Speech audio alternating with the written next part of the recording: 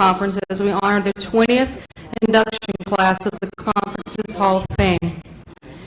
Please allow me to provide you with a few details about this evening. Dinner will be served to your individual tables. Tea, coffee, and water will also be refilled at your table. Following the dinner, we will proceed with the induction ceremony. Tonight, we're very fortunate to have Trip Durham, the president of 2D Consulting, with us to serve as the Master of Ceremonies.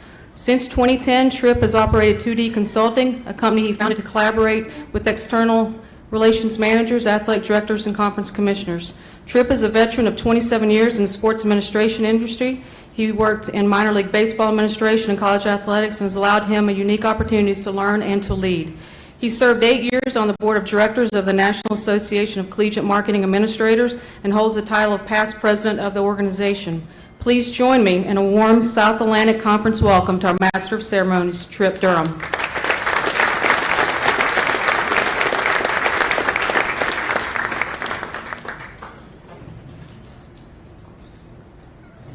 Lynn, thank you. You guys are really optimistic tonight with that round of applause, so let's see if we get that same round at about 8:55 or so.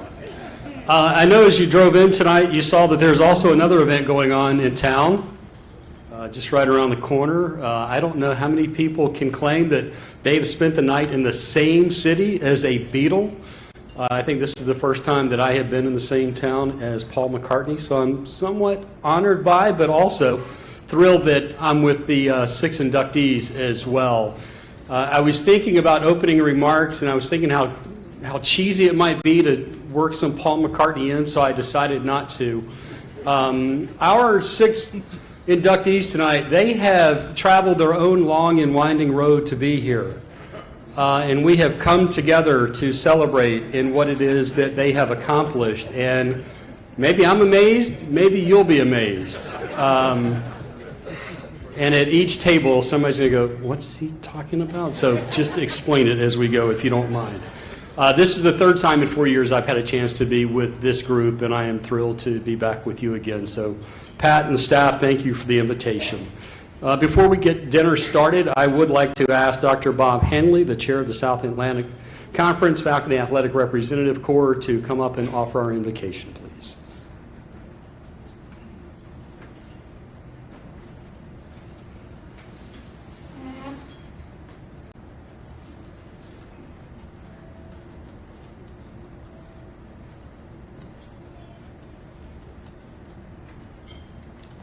May we pray?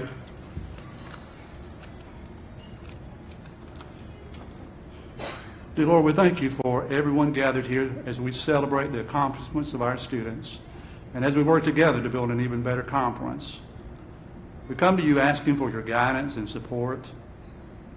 Help us to engage in meaningful discussion that grows from mutual respect, a caring heart, and open mind. May we welcome the ideas of our colleagues and respect our differences. May we find what is most important for the welfare of our students, and may we act in a way that reflects your love and wisdom. In these hours we share, allow us to grow closer as a group and nurture the bonds of community. Fill us with your grace, Lord, as we make decisions that may affect the lives of our students, staff, faculty, alumni, and friends.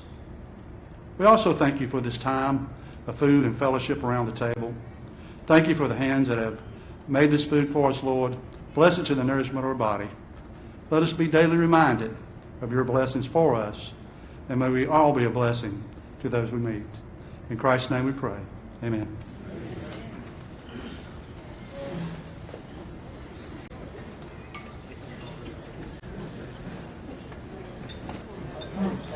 Bob, thank you. Dinner is served. Please enjoy the fellowship of the company around you, and we'll get started again, in about 45, 50 minutes or so. Thank you.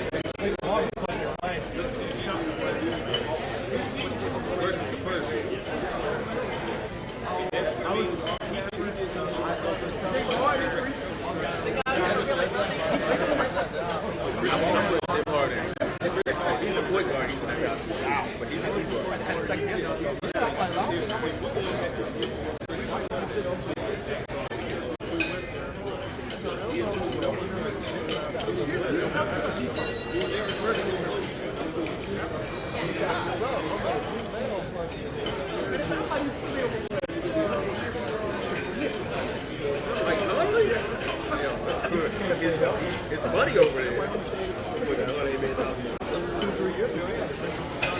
180. And he dropped the job right.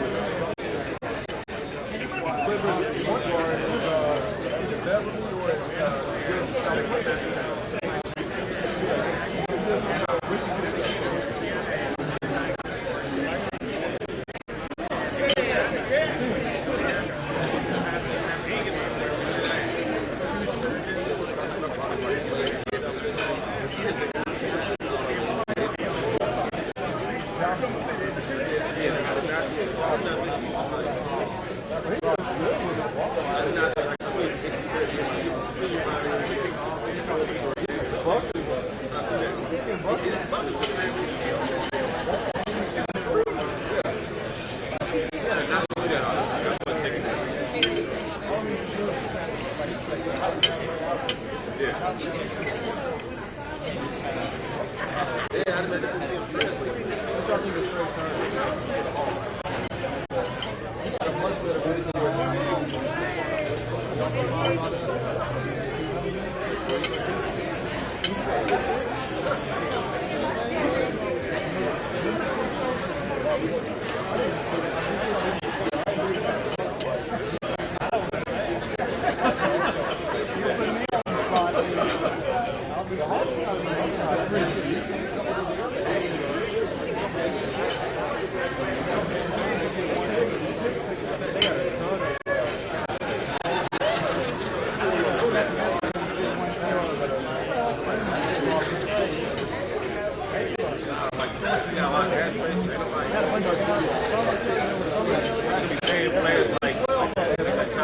Ladies and gentlemen, we'll start the program in about 10 minutes. So if you need to use the restroom or something, about 10 minutes. And in the meantime, if one of you would like to walk out of here this evening with this lovely floral arrangement down here from the podium, Elaine is going to come around and put your name badge in. We'll make sure you get it at the end of the night, and we will randomly draw from the basket at the end of the evening, and whoever wins it, whoever's name is drawn, pardon me, can walk out of here with that. As long as it's not me that's walking out of here, I don't care. So 10 minutes. Thank you.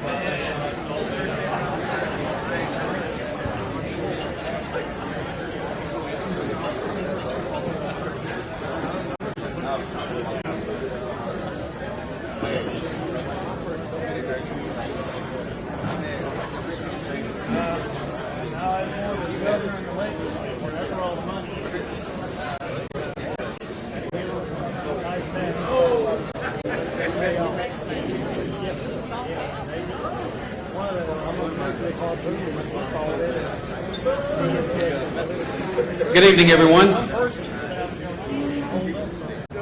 I know that you've been enjoying your dinner and the conversation and fellowship around the tables, and we're going to, at this point, move on with our program. So on behalf of the member institutions of the South Atlantic Conference, it's my joy and privilege to officially welcome you to the 2019 Hall of Fame banquet. There's a tremendous amount of history and wonderful tradition in this room and in the South Atlantic Conference. For 43 years, we've provided quality athletic competition among our member institutions. And this competition has enriched the lives of thousands of student athletes in each of our member institutions.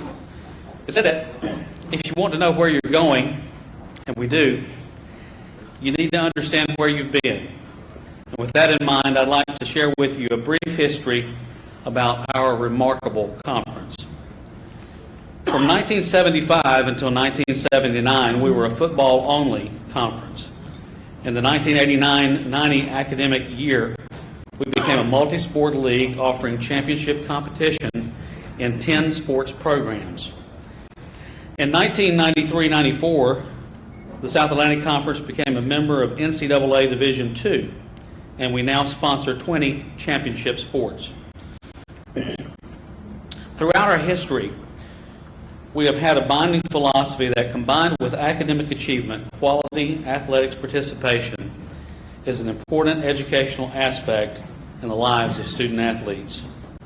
Starting on July 1 of this year, we will be at 12 full member institutions and 1 associate member, of which all are colleges and universities with the liberal arts at the core of their educational philosophies. We share similar enrollments, and we share the same Division II athletic philosophy. Starting July 1 of 2020, we will add a 13th full member institution as Limestone College will join the league, and it's great to have members of the Limestone family here with us tonight. Our institutions and our communities that we serve are enriched by our athletic programs. Once again, the SAC had a tremendous year this year. Our student athletes saw tremendous success athletically as well as in the classroom. At this time, I'd like to share with you a short video that we feel highlights some of the outstanding accomplishments from this year.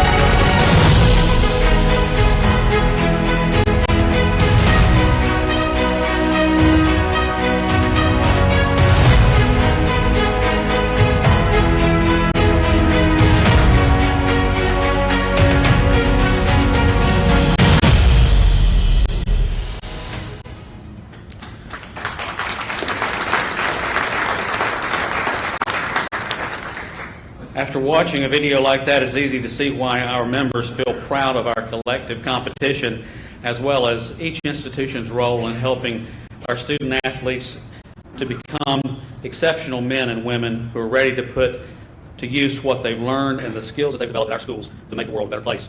For our member institutions and our athletic programs, one of the highest honors we can achieve is the Eccles Athletic Achievement Excellence Trophy. This award recognizes the best overall athletic program based on the order of finish in each of the conference's 20 championship sports. The award is named in honor of the league's first commissioner, Mr. Doug Eccles, who served in this role for 19 years. This year, Wingate University wins the award for the 13th consecutive year.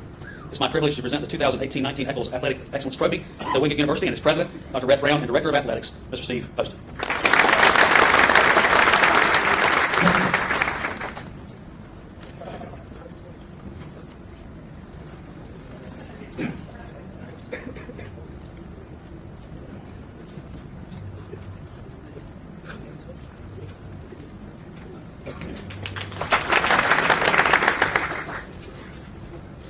Congratulations on an outstanding year at Wingate University. It was 20 years ago that we started to recognize and honor some of the wonderful people who made a long-lasting impact on the South Atlantic Conference. And tonight we continue that tradition as we honor 4 individuals who helped to build the greatness of the South Atlantic Conference. This class of inductees continues to represent the best of our traditions with the quality of their contributions. Congratulations to all our Hall of Fame inductees, and welcome to each and every one of you for what we know will be a wonderful evening. At this time, I'd like to ask Trip Durham to return to the podium so that we can begin the inductions for the 2019 SAC Hall of Fame class. Trip. Dr. Whitaker, thank you very much. Folks, this is how the evening will transpire. There will be an introduction video for each of our recipients, 6 in total tonight, one of the larger classes in the last couple of years. And then after the video, there'll be the handshake of the official hardware, and then the recipient will join me on stage for some question and answers. You and I both have something in common at this point, because none of us know what's going to happen right here in this chair throughout the next hour. So I'll be on the edge of mine, maybe like you're on the edge of yours. So with that said, we'll fire off our first video, and it is for our first recipient, Dave Riggins. David Riggins. Riggins served as the head men's basketball coach at Mars Hill from 1986 to 1999. He was the Lions assistant athletic director from 1993 to 1999, and in 1999 he was named the Mars Hill athletic director, serving in that role until his retirement in 2018. In all, he spent more than 32 years at Mars Hill University. He was inducted into the Mars Hill Hall of Fame in 2007, and he is the Lions' winningest men's basketball coach in program history. As the athletic director, he oversaw several improvements and enhancements to the Lions athletic department, including the installation of a new synthetic turf and the W. Scott Merrill press box, along with refurbished seating for the home grandstand and improved visitor seating at the Hammond Family Athletic Center and Mir Stadium. He served on numerous NCAA committees, including serving as the chair of the NCAA Championships Committee and the NCAA Task Force regarding NCAA Division II eligibility issues. He was the vice chair of the NCAA Division II Management Council and was on the NCAA Legislative Committee, serving on the NCAA Budget and Finance Committee and the NCAA Playing Rules Committee and on the NCAA Division II Game Environments Committee. Additionally, in 2018, the South Atlantic Conference announced a new award named in honor of Riggins, the SAC David Riggins Service Award. It will be awarded each year to an administrator from a SAC institution for their outstanding service to the conference. David, your installation awaits right here. Tony Floyd will help with the presentation.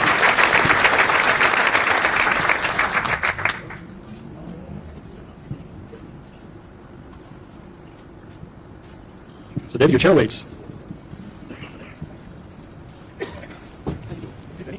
It's a pleasure for me to sit with Dave. When I first started at Elon in 1995, it was my role to get corporate sponsorships and radio broadcasts going. And so for my first couple of years at Elon, I was play-by-play for then the Fighting Christians in Mars Hill, and it was always fun to watch Dave patrol the sidelines. That might be a diplomatic verb to use. 32 years at the college. At what point did you decide it may be a long-lasting relationship with that school? Well, that's an interesting question. And that Rita and I talked when we moved to Mars Hill, and we made an agreement that we would move when we found a better place. 32 years later, we're still there. Tells you a lot about that university. That really dovetails well into my other question about family. How was it that family decided that it's going to be that part of the world? It's not a unilateral decision. I've been married 25 years. I know you don't make that decision in a vacuum. So how did you work with that with the family? How did the family support you? Well, since we're talking about family, can I point out some folks that have been important in this process? There is no tougher job than being a spouse of a coach or an athletic director, FAR, SWA. It's a difficult chore. Rita's with me tonight. She hates it when I say this, but it's funny, and we like funny things. I like to tell people that Rita and I have been happily married for 38 years, and that's pretty good for a couple that's only been married for 42. So you hate that, don't you? But Rita's with us. Lauren, our daughter-in-law, is with us, and Jason, our oldest son, is with us. We have one son missing. He's in Dallas, Texas. He couldn't get his work schedule to work with our schedule, so we'll see him at family vacation here in another couple of weeks. Well, not to add any pressure for the other 5 that will be coming up, but we are streaming this, so you can wave to the camera if you like. There's a possibility that it's watching. You remind me, you were the head basketball coach for how many years, and you were the athletic director for how many years? 13 as the head men's basketball coach, and 19 as athletic director. Is there a difference in management style from being the head basketball coach and a management style of being an athletic director? I'm going to say no, simply because it's all about student athletes. You're working with student athletes, and no matter what position you're at the university, you're dealing with people that you're trying to get headed in the right direction. You're in retirement now, so it's probably safe for you to answer this. Did you like being a head basketball coach better or an athletic director better? Gosh. All right, here's the answer to that question. Ask me on the night that we won or lost, and I can tell you without. Did you aspire to be an athletic director? Well, we talked a little bit about family, and it became very apparent that I was missing, with Chase and Kyle, I was missing a lot of their life. When Ray was taking them to basketball games, I was going recruiting and those type of things. So that in 99, that helped make that decision. And it was a decision that I never regretted, so that makes it a good decision. Did you come home one night after a game, maybe a loss, and decide, okay, I want to be an athletic director now? Was there a pivotal moment? No, I think, I became an assistant athletic director in 94. And so there was 5 years in there that I was feeling my way and coming to a realization this might be something that I might want to do long term. Is there one particular project as athletic director? We heard the accolades, obviously, on the video. Is there one particular project that you want to hang your hat on? Well, I tell you, the thing that impacted me and helped me be better at my job as an athletic director was my work in the NCAA. For a decade, I was able to be involved in the NCAA processes, and that I know we've got Terry Stephen over here. She is the top dog at the NCAA in Indianapolis. She's the vice president. And I will say one thing, this is a long way to come to get a glass of sweet tea. But, we were talking about family trip. I don't want to miss this. It's at our house. When I was on the road recruiting and playing, and I wasn't there, there came a time when there was a little tradition at our home where the boys would pile up into bed with Rita, watch TV until time to go to bed, and then spend the night all together, like a big camp out. And that was fine. And then I realized that the boys really wanted me to stay on the road more. And so that was kind of irritating. So I talked to Rita. We had a family meeting about this. I told them that on my next trip, if everyone would sleep in their own bed, I would have a present for them. So when I was coming into the airport, coming into the terminal, I hadn't got my bags, and here comes Chase and Kyle. They're broken away from Rita. They're running through the terminal toward me, and they're yelling to the top of their lungs, "Daddy, nobody slept with Mama while you were gone." Good night, everybody. You can the show. You did say you didn't know what happened in this You're show. right. You checked that box for us, didn't you?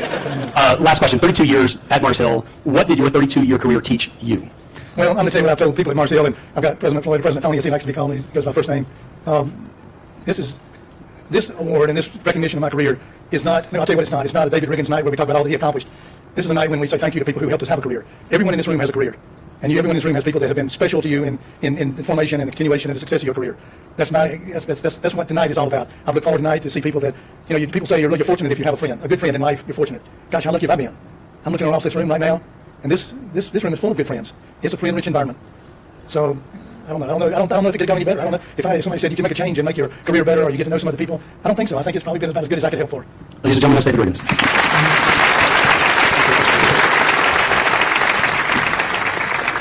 Let's just fire off our next video for our next inductee.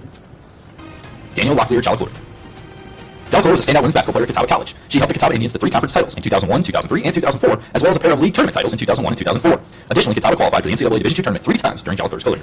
A 3-time first-team All-SAC selection, she was named SAC Player of the Year in 2004 and also claimed tournament MVP and was an honorable mention All-American. She holds Catawba's record for most points in a game with 41 and career points with 1,838.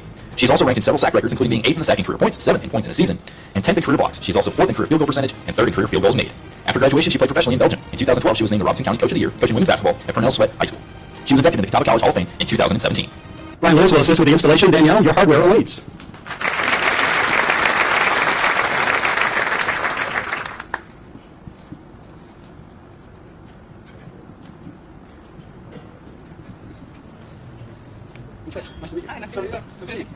I want to make sure I get this right, Danyel, and I've taken some pretty extensive notes on your career. Dave, on your frontwards and backwards. That was pretty easy. If we look at all the accolades that were heaped upon you and the team, it appears the 2003-2004 season was phenomenal. Pretty awesome. What made that season so special for you and for the team? Well, considering, it was my senior year, new coach, everything was, different for us our senior year, my senior year. But Coach Morton just made my senior year, as scary as it was, having a new coach, she just made the transition to a new coach so much easier. I don't know, I guess maybe you have good people around, as a coach.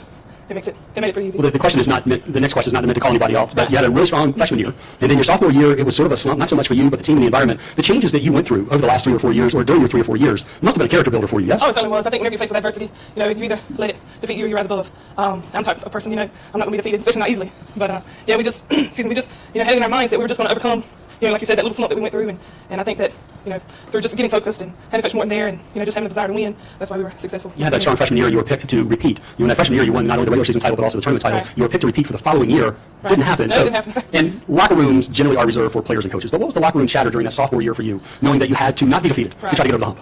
Oh, man, I don't know. I mean, I'm pretty sure you wouldn't want to, have your preacher in that locker room, during those type of meetings or what have you, but, it was pretty intense, It was pretty intense. After you graduated, you played internationally, as we saw in the short video, in Belgium for a year. What was that experience like? What did an international stint do for you as a person? I mean, it was amazing. The fact that, I went to a country where I didn't know the language at all. I didn't have friends, family, anybody there, with me at all. It really helped me to grow as an individual. Uncle Sam told me, he's here tonight, he told me to get my car and drive and get lost.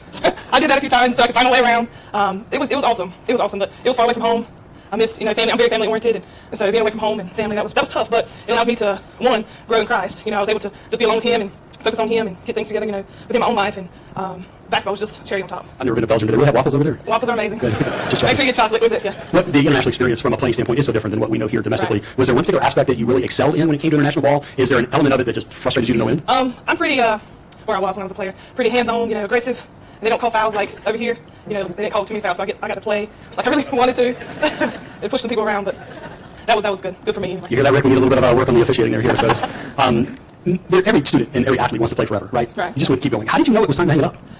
Oh, well, my body started breaking down. It felt like, I was 20-something, felt like 40-something. I guess, I don't know. I don't know, I just had I wanted something different with the game. I still love playing, as much as I can. But, I don't know, I just wanted to teach the game. I know a little bit about the game, from playing, so teaching the game came really natural to me because I really like seeing the younger players, that light go off, that they, figure out how to follow through or, figure out how to hit the free throws, just the little stuff that means a lot to the little ones. I enjoy teaching the game. What are they teaching you in Robertson County? You're obviously teaching them the game, but what are they teaching you these days? In Robertson County? I don't know. I don't know what Robertson, I don't know. I'm now in elementary school, and I have little ones, pre-K, all the way up to 4th grade, and they're teaching me a lot about, just having a spunk in life, just having a good spirit, having a positive attitude.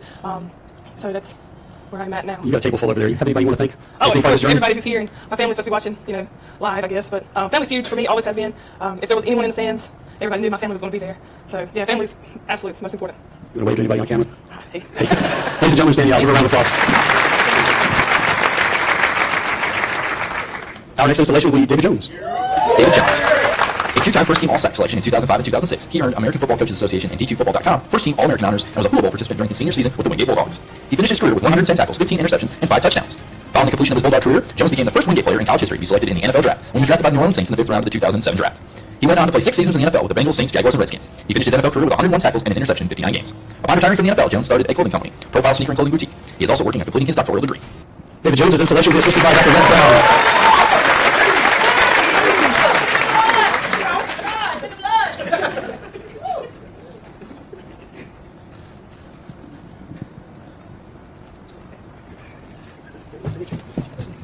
So, you got any family here tonight?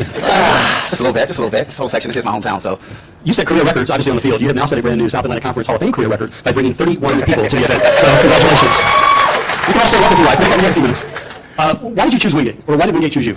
Ooh, I think that might be the question. I wasn't highly recruited out of high school. Had a few scholarships, a couple schools in the SAC who remain nameless. But I think it was my recruiting visit. I always tell people, like, you know, my official visit weekend, it felt like home, right? Like, it was a brotherhood. I know a lot of people, you know, a lot of schools preach brotherhood in their sports athletics programs, and I think, like, this guy's here that I've been friends with for over a decade from school. So I think, you know, that brotherhood, like, that's just what it was. When you did step on the field against the schools that didn't recruit you, was there extra motivation for you? Always. I think, you know, one of the things that's helped me throughout my life, not just my playing career, was just a continuous ship. Not like a derogatory.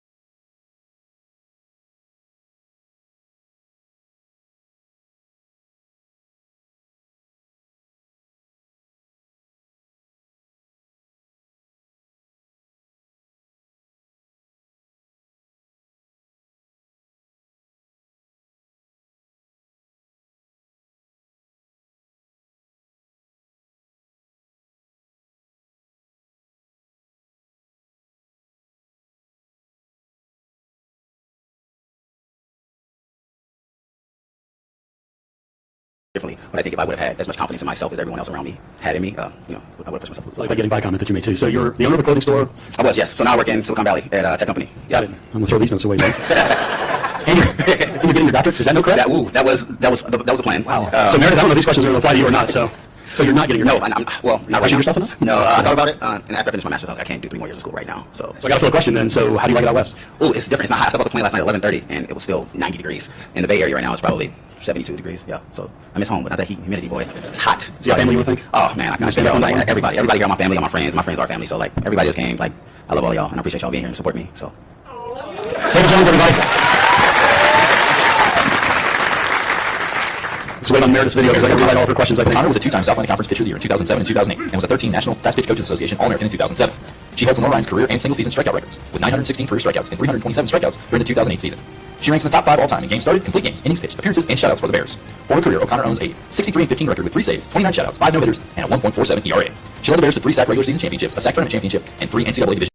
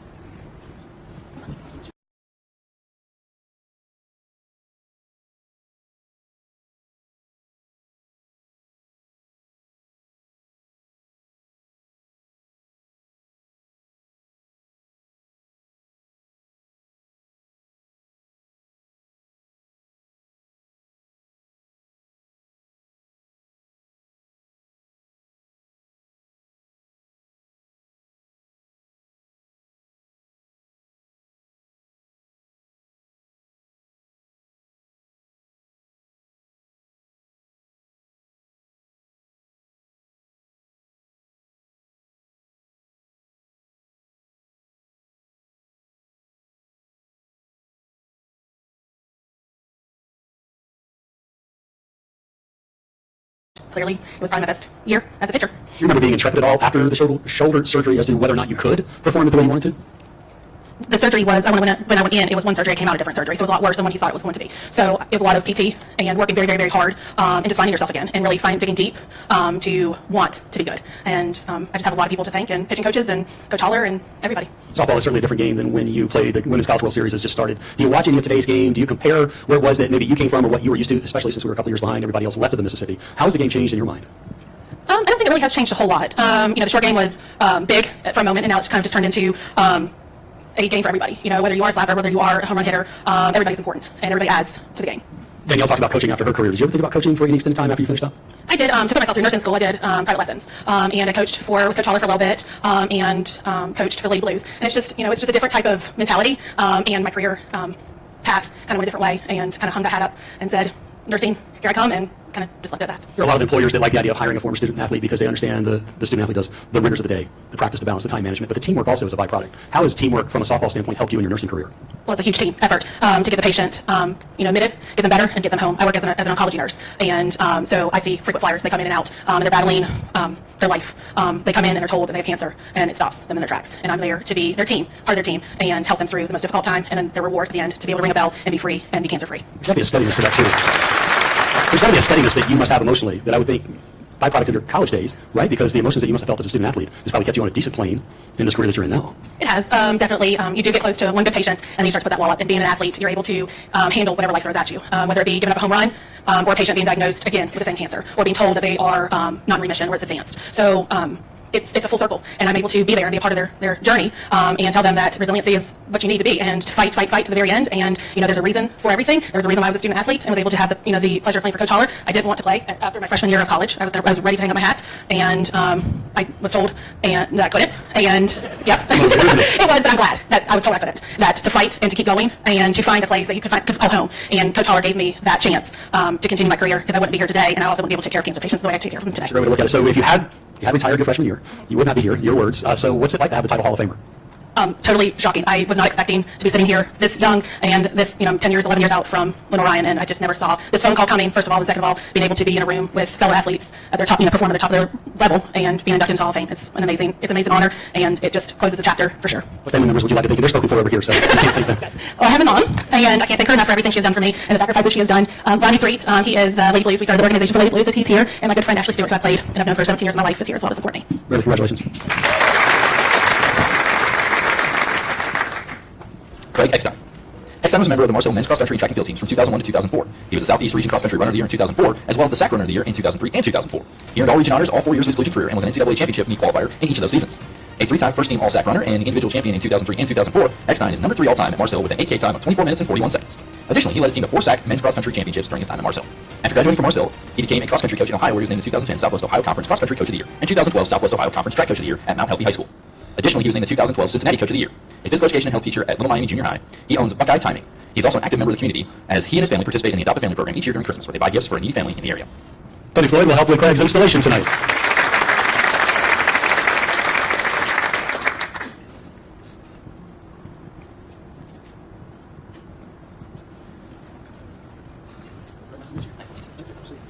This is your second run with Hall of Fame status, obviously with Marcel being inducted a couple of years ago, and now tonight in the early part of the 21st century. It seems like that you and the school, you guys were a good fit together. Yeah, Marcel College was a great place for me, now Marcel University.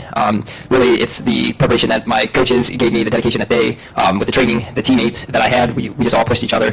Days that I really didn't feel like, I wouldn't say that I had the most self-motivation, but I had teammates that helped me get motivated to go out there and work hard. When you have a good team, also we had a successful, I know we went 18 years of league titles, but when you have a good team, when you're out there running, it makes you push a little bit more during the race, even if you're not feeling that well. So a lot of it is from the great teammates and also the coaches that helped prepare us. What age did you start running? It was actually, I was in grade school and I always enjoyed running. So on the soccer field I was always running around. Coaches used to say, man, he's just like a little pinball out there running around. But my first year ever competing in cross country was in middle school. And I just, from there on, I had great coaches that just really made me enjoy the sport so much. And that's even why after I graduated college, I wanted to be a coach and give back to provide what they gave me, the coaches that gave me that. When you were running in middle school and high school, did you think that you could run collegiately? Was that even a concept for you at the time? In my early years, early on in high school, I was pretty successful, but then I was always injury prone. I got injured a lot. My senior year, though, I had a pretty good year. So I don't think my parents would ever really let me quit the sport. So I decided I want to keep going. I did enjoy the sport. And then going to college and running. Yeah. You ran track, you ran cross country, obviously two very different surfaces. I ran just casually for about 8 months, and I never could figure out when, what? Always somebody in the front row, isn't it? I never could figure out the pace. So you're running on two different surfaces during the course of the year. How do you know during a race to push forward, to pull back? How do you figure out how it is to compete? Because every race is different, and for the most part, except for track. I mean, the course is different. So how do you know? I mean, in cross country, I mean, as you said, like you try to get there early enough, or hopefully you've ran that race before. Any of the big meets that we've ever been to, we would usually go and observe the course to kind of get a good idea of points of where you were going to try to pull away from the pack, or where you were going to sit and work together with maybe your teammates or with another group. With the pacing part, that's part of like the coaching and everything like that. The coaches we would be on the track and hitting certain splits all the time. So you used to say you can never win a race in the first 100 meters, but you could definitely lose a race by going out too hard. So it's one of those things that kind of stay conserved. Like in college, the race really didn't begin until pretty much the halfway point. So the principles are the same, but they're different. Is your body preparation any different from one surface to another, from one race style to another? I would say cross country, you have to prepare for the hills. Cross country is nice because if you don't feel well after going up a hill, you can kind of relax, regroup going down a hill. In track, if you're just having a bad race and on a flat surface, it's pretty much over once your race starts going downhill. If you've gone out too hard, there's really no getting it back. In cross country, obviously, you can slow down. If you've gone out too hard, you can kind of regroup and catch your breath a little bit going down a hill and recover. But track, no, you have to be really smart and tactical of what you're doing out there. What is it about your college experience that prepared you to be a business owner? Entrepreneurship is something that we hear a lot about over the last 7 or 8 years, but first part of the 21st century and the latter part of the 20th century, entrepreneurship was something for the bold and the aggressive. What is it about your school and your training that allowed you to open up a business for yourself? One thing, it's determination, being dedicated. But I remember at Marcel, it's one of those things that the people tell you, find a problem, try to solve it. It was one of those areas in the Cincinnati area. This was when I was a coach. We were trying to find people to time meets. We couldn't find anybody to time any meets for us, so I just took it onto myself. I called around some colleges, and they had a timing system sitting in their closet. I asked them, hey, do you mind if I use it and see if I can figure this out? And they let me borrow it. And I had to thank also my wife, because that was the time that she was pregnant with a second child and trying to start a business while teaching. It was a great conversation to have to start a business with teaching. It was, I think at first I won't say the exact words, but it was a no at first. It was definitely a no, but it's such a determination, like, hey, I think this is going to be a great thing, just give it a try. And picking that up from Marcel, there's kind of being dedicated. It was great. So what do you want to be when you grow up? What do I want to be when I grow up? Really, I just want to be a great father, to my 2 boys that I have, and a loving husband, and then a great friend to all my neighbors and teammates that I've had in the past, and also a good son to my parents, because my parents, they're really a big part of my success, because as Coach Owen said today, he pretty much only remembers them not showing up to like one of my cross-country meets. So I would love to be like them and be dedicated as a supporting parent to my kids. So you recognize your wife and your parents. Anybody else you'd like to say hi to? Obviously, my 2 teammates that came here, and I want to definitely thank Coach Owens really for putting up with me for the years that I was there. We had a lot of fun times, and Coach Bailey, thank you for coming. He was one of the brains of the operation of all the training plans that he put together. Congratulations. Thank you. He almost took the microphone with him. Mark Hammond. A 1986 graduate of Newberry College, he played football for the Wolves from 1984 to 1985. He was elected as the Spartanburg County Clerk of Court in 1996, becoming the first Republican to hold the position since Reconstruction. While in office, he implemented initiatives that saves thousands of taxpayer dollars. In 2002, Hammond was elected as South Carolina's 41st Secretary of State and has since been re-elected 4 times. He has been dedicated to efficiency, accountability, and customer service as the Secretary of State. Some of his more notable accomplishments as the Secretary include initiating reforms that target telemarketing abuse, collecting more than $1.3 million in fines since July of 2003, creating the South Carolina Business One Stop, a web-based program that allows users to electronically register a new business or apply for other licenses with several state agencies at one time, and continuing the annual Scrooges and Angels list of charities. Hammond is an ex officio member of the South Carolina Consumer Affairs Commission and Legislative Council. He has served as a liaison to the Notary Public Administrators section of the National Association of Secretaries of State, where he has also chaired, co-chaired, and served as the International Relations Committee, the Standing Committee on Business Services, and the Company Formation Task Force. He received the Outstanding Alumni Award from Newberry College in 2007 and served as a trustee to Spartanburg Methodist College from 2009 to 2015. He was also honored with the NASS Medallion Award in 2017 for his outstanding service and longtime leadership support. Dr. Sharons will assist in the installation of Mark Hammond.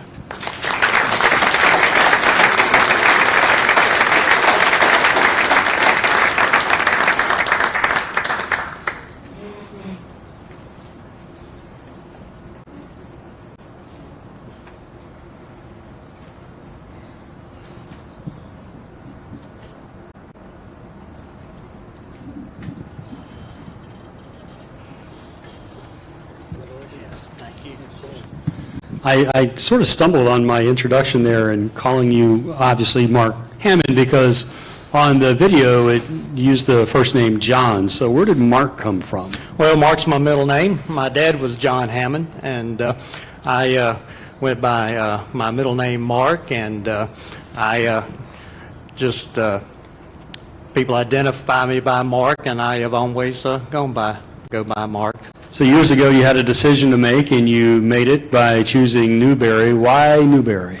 Well, Newberry was just wonderful for me. I wanted to be a student athlete, and I had some success playing high school ball. We had some very good teams. I was honored to play in the Shrine Bowl, but there wasn't a lot of teams that were looking at me, and I felt like I could contribute. I probably couldn't play for Clemson or South Carolina, but I felt like there was a team out there that I could help.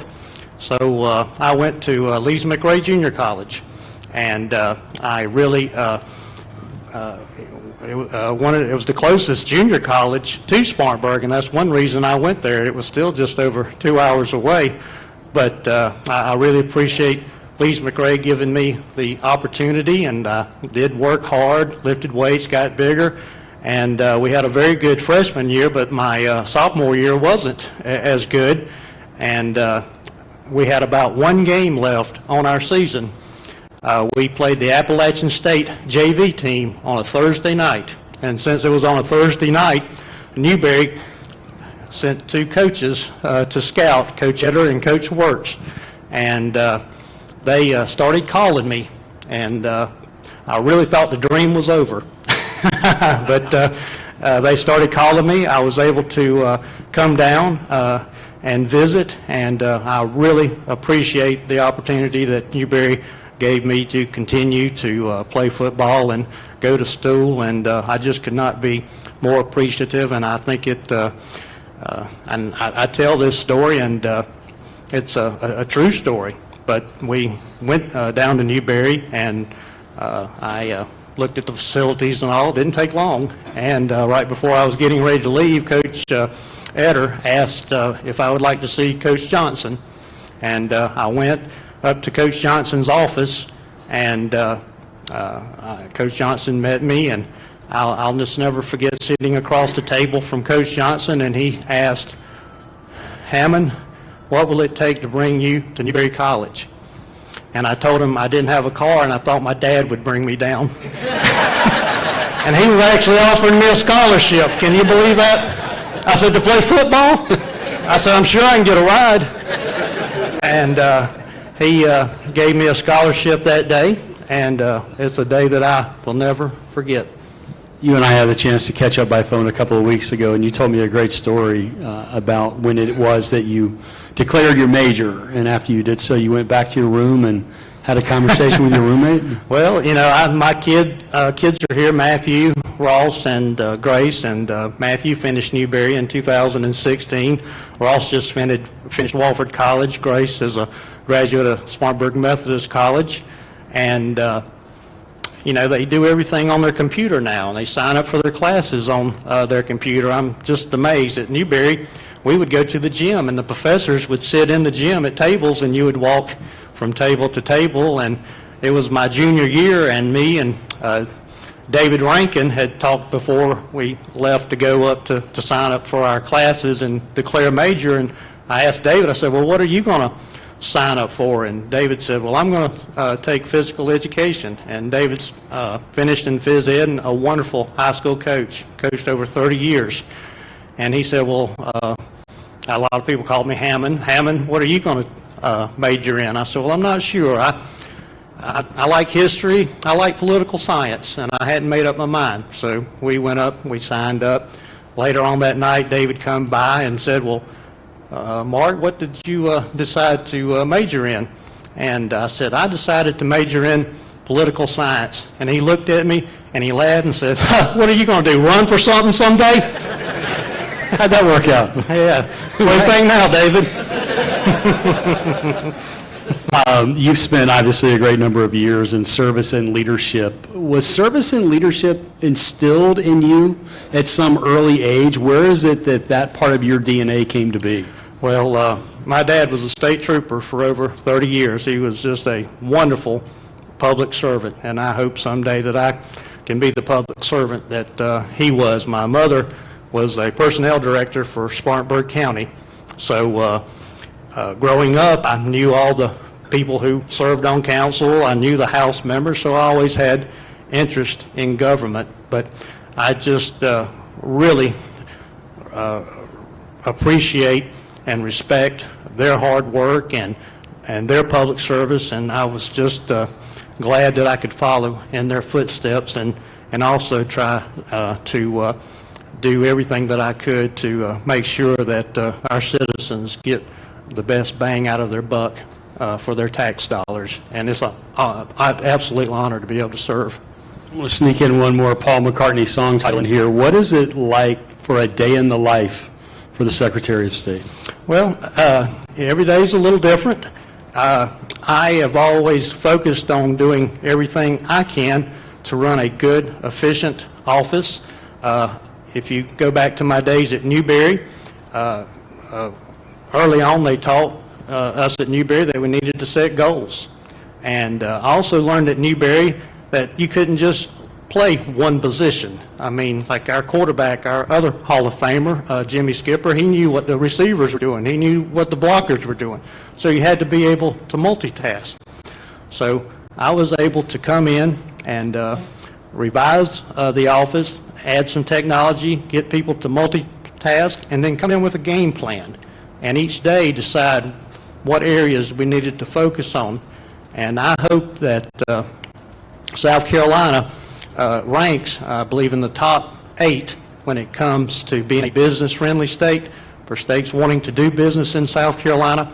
And I hope, because of the hard work of the Secretary of State's office and the teamwork of the employees of the Secretary of State, that we played a role in making South Carolina so attractive for people to do business. Do you find yourself using sports jargon inside the office on a regular basis? Because just here, we've heard 2 or 3 references. Well, sometimes, yeah, it just depends. But the main goal of the Secretary of State's office is to make sure that people get what they need to start their businesses, to open their businesses, and I want businesses to go out and look for employees to get their other licenses that they may need. I don't want them standing in line at a government agency when there's so many other things that they need to do and be able to do. And because of our online system and because of the hard work of a lot of people in the office, we've been able to accomplish much of that. And also something I'm very proud of is being able to protect the charitable donors of South Carolina. South Carolina ranks in the top 5 when it comes to charitable giving. Isn't that a wonderful thing? We're a small state with a big heart. And we can't let people come into South Carolina, though, and take advantage of that generosity. So we want everyone to be vigilant and check these organizations out. And we've collected over $1 million in fines from those charities helping themselves and not helping others.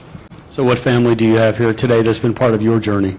Well, I have my mother, Bonnie, here with me, my wife, Jenny, my son, Matthew, a 2016 graduate, my daughter, Grace, Ross, as a Wofford graduate, and also I want to, if I could, and this is what's so great about Newberry to me, not all the things that I learned, but a lot about the people I met. And I have some wonderful friends here, folks that I played football with, Ronnie Colson, Jamie Broadhurst, Scott Berry, Eric Wells, who's also Hall of Famer, and my sister here, who's a 1999 graduate of Newberry College, and my brother-in-law, H.J.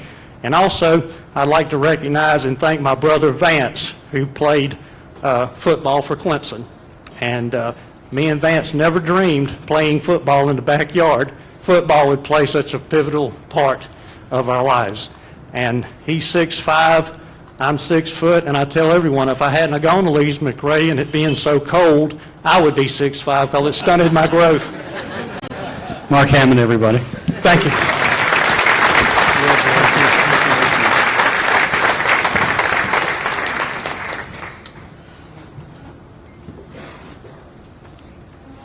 I have had the pleasure to be a part of several Hall of Fames over the years, and the stories never get old because they're always different.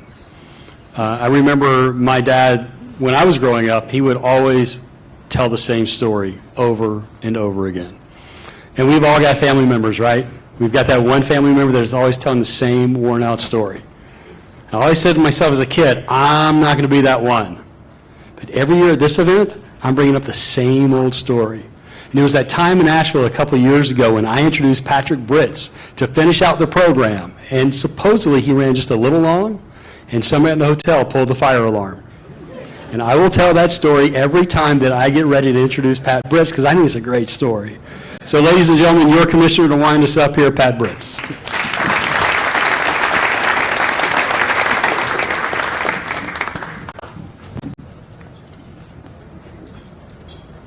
Thank you, Chair. That's all right. I got it, Striker. We're good.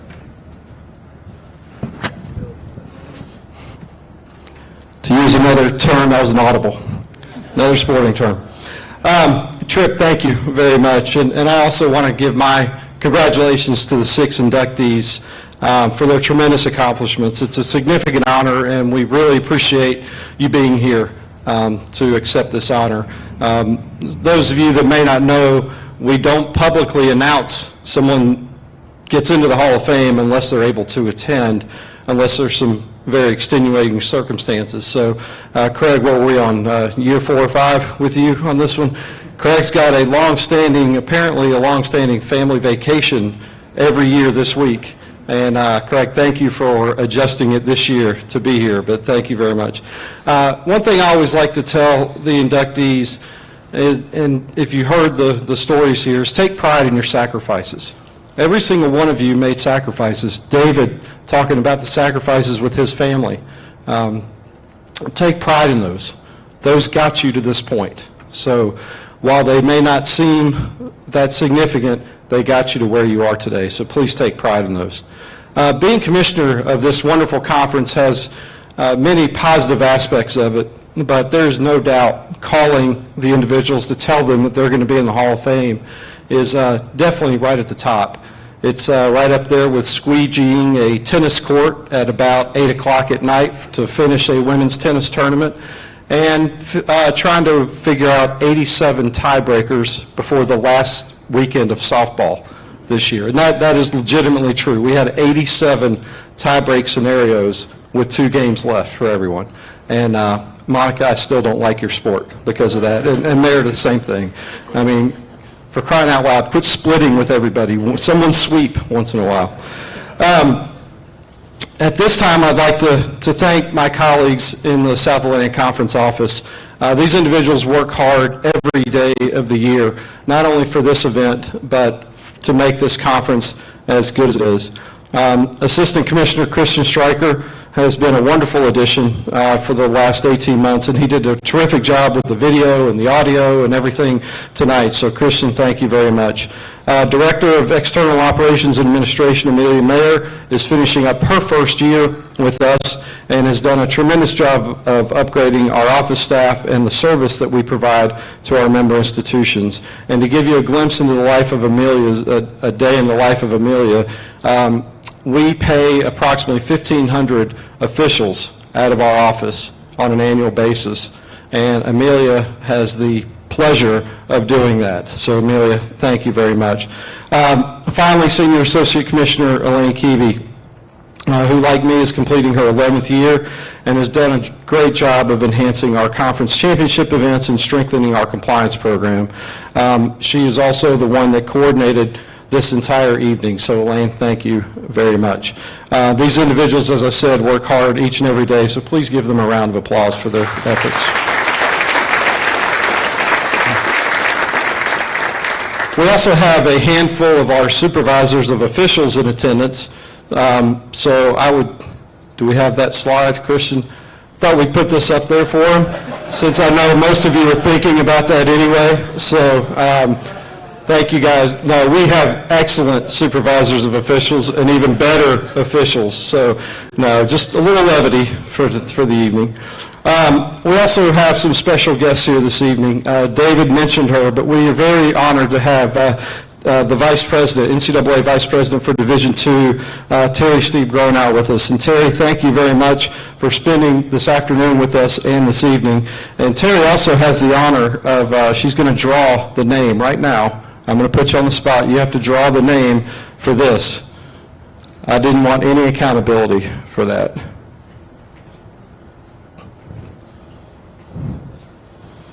And at the end, I'll be done in about an hour, and you can come pick up your name bags. Janet M. Percy. You have won this before, haven't you? Paul Percy won it last year. Okay. So the bribes work. Well done. Good job. So after we're done, you can come pick it up. We also have some of our corporate partners here this evening. McMillan Pasden Smith is an architectural firm which does extensive work with colleges and universities, including many of our SAC institutions.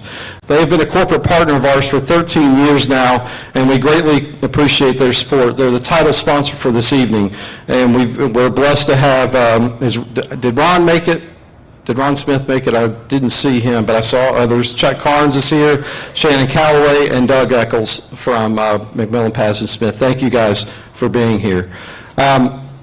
We have a few others here. McGriff Insurance, who sponsors 2 minority postgraduate scholarships for us and specializes in providing secondary health insurance for intercollegiate athletics programs. Dan Nunnery, Vice President for Insurance, is here. And Dan, where are you? I saw you earlier. There you are. Thank you, Dan, for all you do for us. Coleman Liu Caney Bowen is an executive search firm that's assisted many colleges and universities and conference offices in hiring leadership positions. Ken Carrick and Janie DeLoach from Coleman Liu Caney Bowen are here, and I saw there's Ken and there's Janie back there. Thank you guys for everything you do. Finally, we have Peter Ginniger from Bob McCloskey Insurance. And Pete, thank you very much for being here. And Bob McCloskey Insurance also sponsors 2 postgraduate scholarships for us. So we appreciate everything you guys do for us. And Pete, I hope we get you off to your flight to Africa tomorrow. He is literally flying to Africa tomorrow. But thank you guys very much for all of your support. If we could give our corporate partners a round of applause, please. Thank you.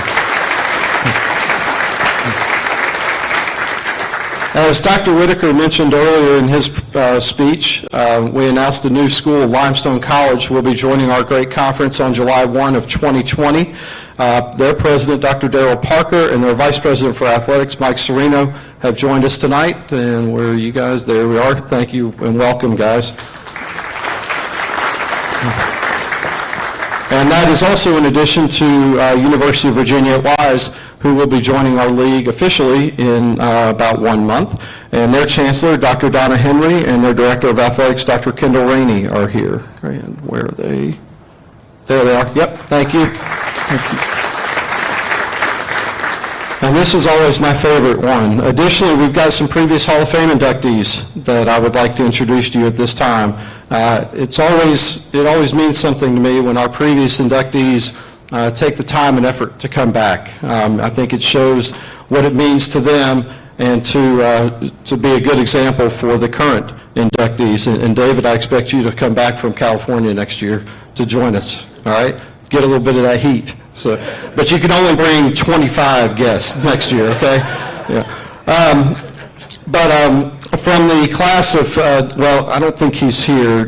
David, 2 of your former players were planning on coming. I don't think they were able to make it. Lamont Jones and Cedric Mansell, but I don't think they were able to make it. So they're former Hall of Fame inductees. From 2003 class, former Newberry football student athlete Jimmy Skipper. Jimmy, where are you? There you are. Thank you. 2006, Dr. Jerry McGee, the former president at Wingate University. Class of 2009, Mr. Doug Eccles, former commissioner of the South Atlantic Conference. There he is. From 2013, former Mars Hill cross-country student athlete Brock Bailey. And from the class of 2016, former Newberry football student athlete Eric Wells. Eric, thank you. And Eric is our first distinguished alum to return. So Eric, thank you very much. We gave each of the male inductees this evening a tie, and we gave each of the female inductees a scarf. The former inductees that showed up were supposed to wear their tie. I'm looking at Dr. McGee, I'm looking at Doug, Brock, I don't know, Brock's not even wearing a tie. Eric Wells did wear his tie. Jimmy Skipper just got his tie, and even though it doesn't go with that shirt at all, he put it on. So Jimmy, thank you very much. But David, when you come back, Meredith and Danyel, when you guys come back, you got to wear the scarf and wear the tie so you can distinguish yourselves as Hall of Fame members. Not sure it fits in any other part of society, so at least wear it here, please.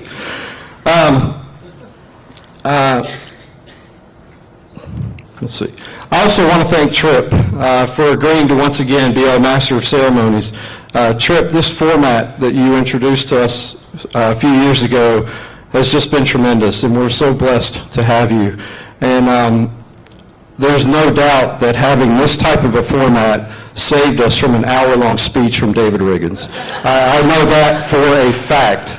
After sitting in so many AD meetings with this guy, we would still be on his induction right now if we didn't have this. But Tripp, in all sincerity, thank you so much for that.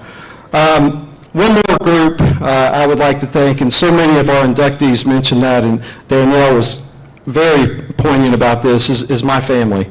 I think we might have a picture. Yep, that was from our Disney cruise there. Tomorrow is the last day of school for the kids, so they could not be here today. But when you talk about taking pride in your sacrifices, same thing. Being away from them is a little bit of a challenge, and I know my wife's about to pull her hair out right now, dealing with all three of them. But she's been with me every step of the way since I started here at the South Atlantic Conference, and there's no question that it's a team effort managing this job and those three crumb snatchers there. And just for the record, show that next one there, Christian. This is what I used to look like before kids. Look at all that dark hair. I look like I'm about 12 years old in that was from the 2011 Hall of Fame. That wasn't that long ago. So hashtag because kids right there. I also want to thank the other individuals sitting at my table for indulging me in conversation and not complaining about who had more vegetables to eat than the others. And speaking of vegetables, it got a little awkward when I told Terry she couldn't have her dessert until she finished her asparagus there. So sorry about that. I reverted back to being at home at dinner. Dr. Whitaker, mentioned earlier the SAC joined Division II in 1993-94, and Division II has many advantages. But I think this statement about Division II says it best. Division II provides an intersection where athletically gifted students can compete at a high level while maintaining much of a traditional collegiate undergraduate experience. This balance, in which students are recognized for their academic success, athletics contributions, and campus community involvement, is at the heart of the Division II student-athlete experience. The second part of that statement is, to me, what is very important in light of the discussions we heard tonight from our inductees. There is no doubt in my mind that Craig, Meredith, Danyel, David, and Mark benefited greatly from being able to have a balanced experience while attending SAC institutions that believe strongly in that philosophy. And I know David's coaching and administrative career was based on that philosophy, which is one of the main reasons for his great success. It also ties in very well to our vision statement as a conference, which talks about providing success for the future and success after college. And every single one of those former student athletes, their stories of what they've been able to accomplish after college is so impressive. And I'm convinced that balanced approach is what led to that. So congratulations to all of you. Thank you all for, again, making the contributions to the South Atlantic Conference and for making my job as good as it can be. And I would also like to thank everyone in the room associated with the conference right now for continuing to allow me to be your commissioner. I've enjoyed the 11 years, very much so, and I'm hoping that we have at least 11 more, although when I took the job, Doug told me, because Doug was this commissioner for 19 years, Doug told me at about year 15, you may want to reconsider what you're doing. So, Doug, I'm rapidly getting close to that, so we may need to have lunch soon. So, but I do appreciate everyone's attendance tonight. I would ask that the former inductees that are here and the current inductees, if you'll hang out and come over here a little bit, we're going to have some pictures, and then you can all head home. But you might be able to catch the encore of the Paul McCartney concert on your way out. But I do thank you for your attendance, and please drive home safely. Thank you.